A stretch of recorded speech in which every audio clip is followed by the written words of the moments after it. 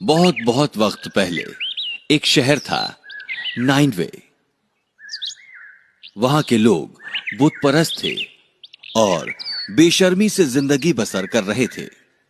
उन लोगों को सिर्फ एक सच्चे मालिक के बारे में बताने के लिए अल्लाह ने पैगंबर यूनुस अलैहिस्सलाम को नाइनवे भेजा। तुम्हें सिर्फ अल्लाह पर यकीन करना चाहिए और उसका हुक्म मानना चाहिए, उन्होंने लोगों से कहा, वरना तुम्हें खतरनाक सजा मिलेगी।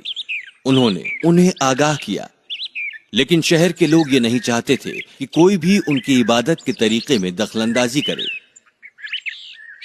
हम और हमारे पुरखे बरसों से इसी तरह से इबादत करते आए हैं, एक बुजुर्ग ने कहा। हम और हमारे पुरखे बरसों से इसी तरह से इबादत करते आए हैं, एक बुजुर्ग ने कहा। और हमें कोई नुकसान नहीं हुआ, दूसरे ने कहा।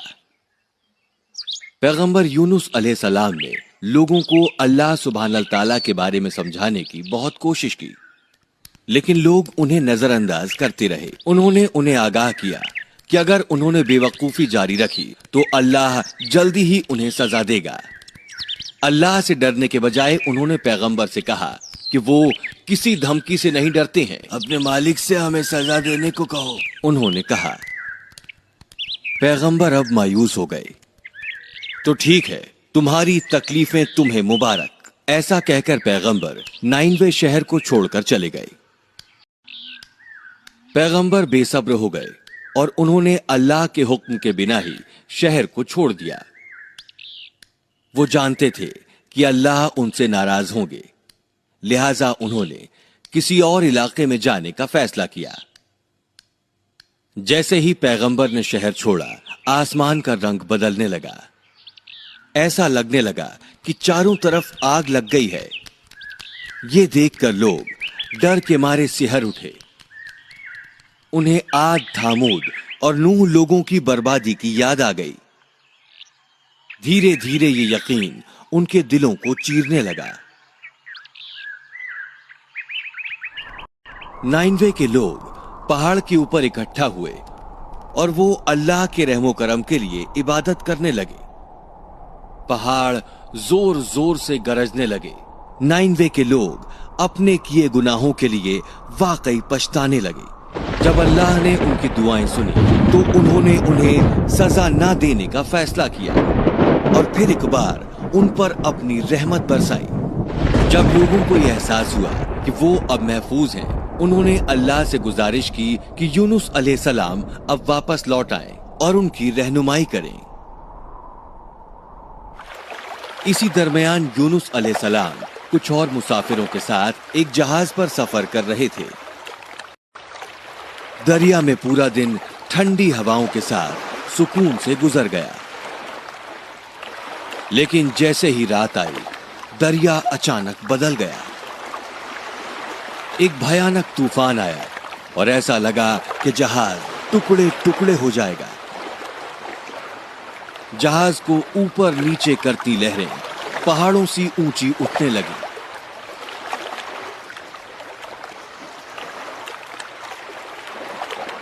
जहाज में सभी लोग थर थर कांपने लगे। जहाज के कप्तान ने अपने लोगों से जहाज को हल्का करने को कहा। उन लोगों ने जहाज का सामान पानी में फेंक दिया, लेकिन ये काफी नहीं था। उन्हें बचाने के लिए जहाज को और हल्का करना जरूरी था। लिहाजा उन्होंने फैसला किया कि उनमें से किसी एक को समंदर में फेंकना होगा। इसी दरमियान एक बड़ी व्हेल मछली जहाज के पीछे नजर आई। अल्लाह सुब्हानहू तआला ने उस व्हेल मछली को हुक्म दिया कि वो पानी के ऊपर रहे और उसने हुक्म की तामील की। व्हेल जहाज का पीछा करती रही जैसा कि उसे हुक्म मिला था। जहाज के पिछले हिस्से में कप्तान ने उनसे कहा, हम सारे लोगों के नामों की पर्चियां बनाएंगे। जिसके नाम की पर्ची निकलेगी उसे समंदर में फेंकना होगा। यूनुस अलैहिस्सलाम ने बेदिली से इस काम में हिस्सा लिया और उनके नाम की पर्ची भी लिखी गई। जब सारी पर्चियों में से एक निकाली गई तो उस पर यूनुस लिखा था। हालांकि बाकी सारे लोग ये जानते थे کہ پیغمبر ان میں سے سب سے زیادہ عزتدار شخص ہیں اور وہ انہیں سمندر میں نہیں پھینکنا چاہتے تھے، لہٰذا انہوں نے دوبارہ پرچیاں نکالنے کا فیصلہ کیا۔ اور جب انہوں نے دوبارہ پرچیاں نکالی تو پھر سے پرچی پر پیغمبر کا نام ہی نظر آیا۔ لوگوں نے پیغمبر کو ایک آخری موقع دینے کا فیصلہ کیا اور تیسری بار پرچی نکالی گئی، لیکن پھر ایک بار تیسری اور آخری بار بھی پیغمبر کا نام ہی پرچی میں آیا۔ پیغمبر کو اب یہ احساس ہوا کہ اس سب کے پیچھے اللہ کی ہی رضا ہے۔ وہ جان گئے کہ اللہ انہیں سزا دے رہے تھے کیونکہ انہوں نے اپنا کام اللہ کی اجازت لیے بغیر ادھورا چھوڑ دیا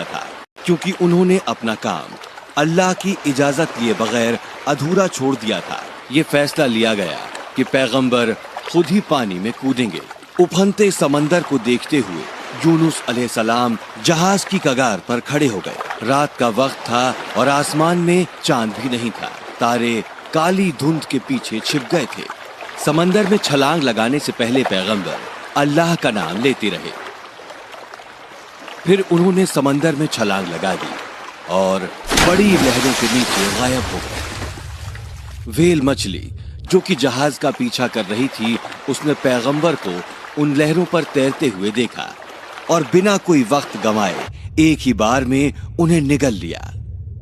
ویل نے اپنے دانت بند کر لیے، ایسا لگا مانو قیدگاہ کا تالا لگایا جا رہا ہو، اور پھر اس نے سمندر کی تہہ کی طرف غوطہ لگایا۔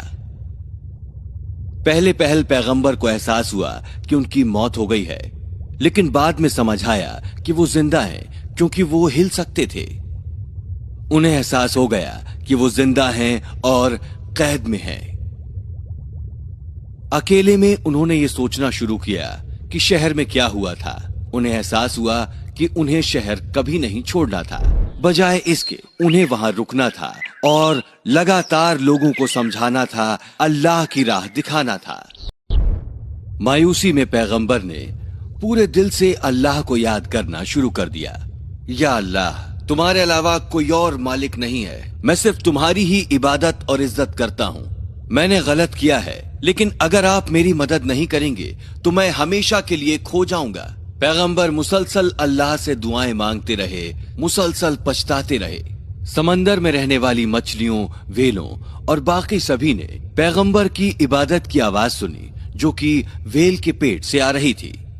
یہ سبھی ویل کے ارد گرد اکٹھے ہو گئے اور اپنی اپنی زبان میں اللہ سے دعائیں مانگنے لگے۔ وہ ویل بھی خود ایسا ہی کر رہی تھی، لیکن اسے سمجھ میں آ گیا کہ اس نے ہی پیغمبر کو نگلا ہے۔ جب اسے یہ احساس ہوا تو وہ پہلے پہل ڈر گئی، پھر اس نے خود سے کہا، میں کیوں ڈروں؟ اللہ نے ہی مجھے اسے نگلنے کا حکم دیا تھا۔